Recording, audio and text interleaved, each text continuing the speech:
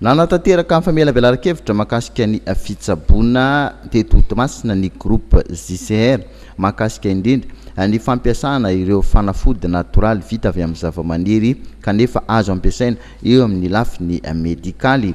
Nambarany tompon'andraikitra nanao ny fabelabelarana fa tombontsoa lehibe ho antsika ny fahafahana mampiasa ny vokatry ny zavamaniry misy eto an-toerana nefa ihany koa hifameno amin'ny sehatry ny fitsaboana. Mpitsabo maromaro avy eto Toamasina niatrika izao famelabelara-kevitra izao tetsy amin'ny efitrano malalaky ny Seranatsambony Toamasina.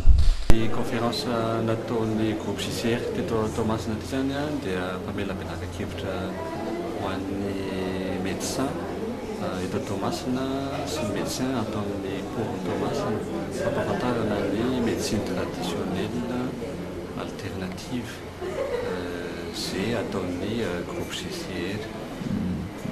Inona ny tena andrasana aorian'izao conférence zao? Ny tena andrasana zany aorian'ity conférence ty dia fampisehoana fanazavana ho an'ireo médecin ireo fampiasana ny produit avy amin'ny huile essentielle, ny produit avy amin'ny plante médicinale zay jifain'ny groupe JCR ary izany dia ampitain'izy ireo amin'ny ampiasain'izy ireo amin'ny zay manary eto amin'ny faritsy Toamasina sy ny manodidina.